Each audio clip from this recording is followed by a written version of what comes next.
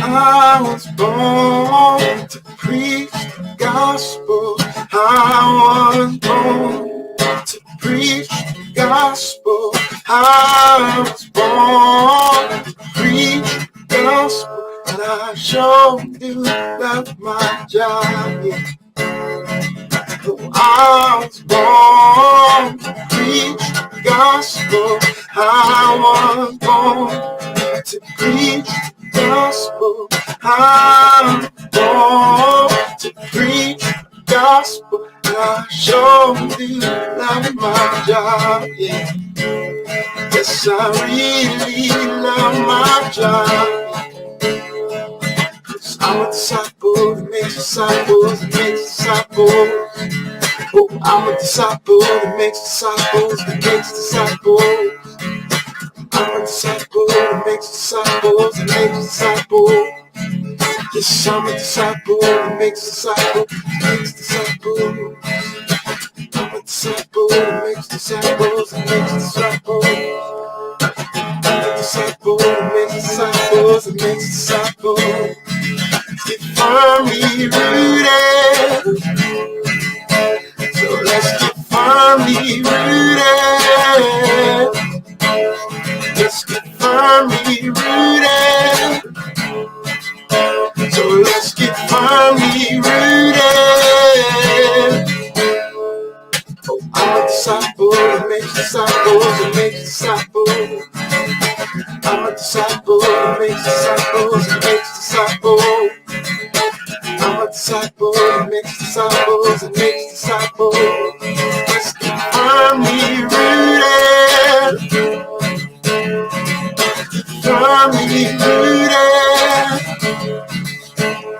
Let's get firmly rooted.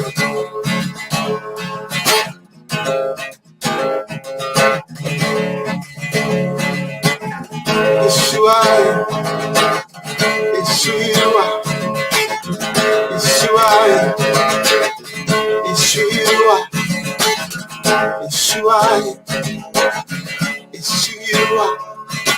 I'm a disciple that makes disciples that makes disciples. We're disciples that make disciples that make disciples.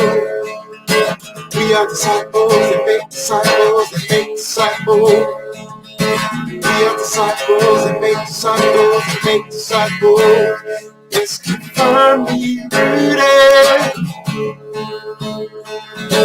Firmly rooted.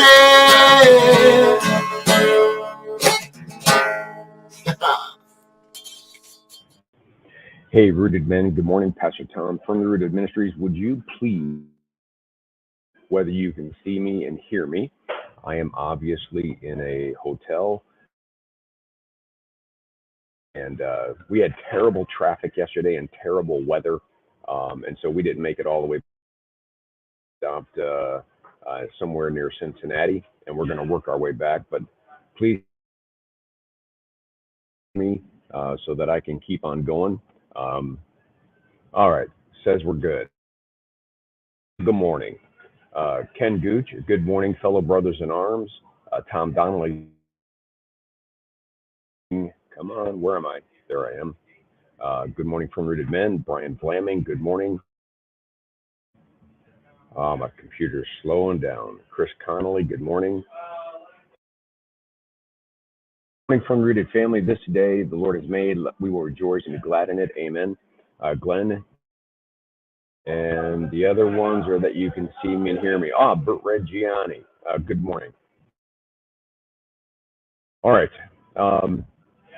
Gentlemen, because we didn't do a devotion on Friday, ourselves going, I'm going to do Proverbs 6, 1 through 11. Half of this is used by Financial Peace University in talking,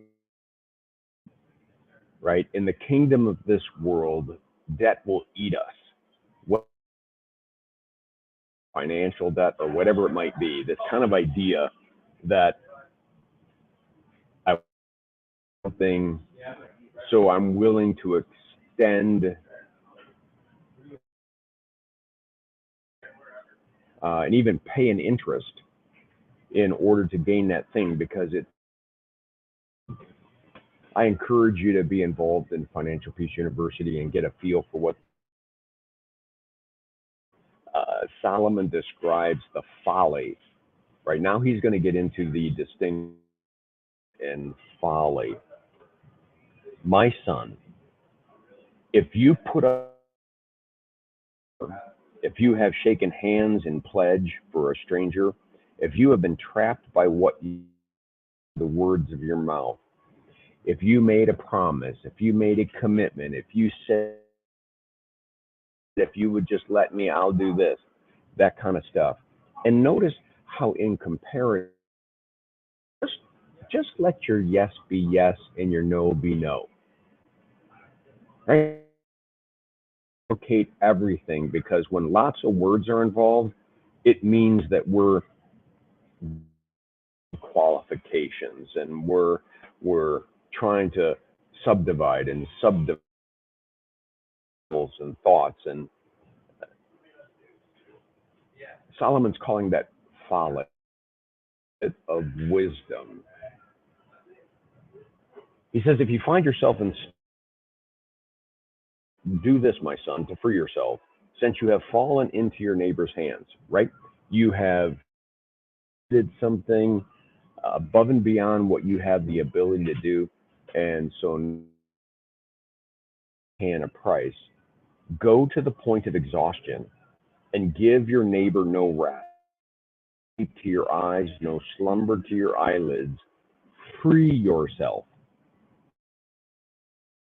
of the hunter, like a bird from the snare of the fowler. Free yourself. Out to be entrapped. You're about to be by the kingdom of this world, right? The individual that says, I have to have that, knowing that a new car comes off the lot and it loses, 25 as you drive down the driveway and get onto the street. And then secondly, if your credit not where it belongs, you'll be paying an interest rate 9, 10, 12% on your dollar. This is the kind of stuff wisdom would say, be content with what you have, and get to the point where you don't that you need or that you want. But be content and don't throw yourself in debt, and don't spend collateral today, because you're going to need it tomorrow. You ever find that to be true? Oh, this off once our taxes come in. Well, and all of a sudden all that money's gone. Then else in the future. And this doesn't have to just be money. This can be relational things. This can be that we make. It's just crazy. In comparison, listen to what he go to the ant, you sluggard. Consider its ways and be wise. It has no commander, yet it stores its provisions in summer and gathers its food at harvest. Consider an ant. It doesn't need to be told what to do. It doesn't need to be told, it just knows. And so ought we in the kingdom of them to know what's wise and what to do. And we don't need a commander to tell us. We got God. How long will you lie there, you sluggard? Get up from your sleep. A little sleep, a little slumber, a little folding of the hands, laziness, forgetting that every day that we wake up with our eyes open, our lungs breathing, our heart beating, God's got a life for us to live, an abundant life for us to live in his kingdom of this world as we travail. But laziness, sluggardness, kind of idea that I'm entitled and I deserve these things, and so I'm going to somehow it all work out, and somehow I'll pay it off, and somehow I'll catch up, and we never. A little sleep, a little slumber, a little folding of the hands to rest will come on you like a thief, and scarcity like an armed man. And that's where we end. A little sleep, a little folding of the hands, need rest. We all need to go to solitary places and get some rest. He's not opposed to rest.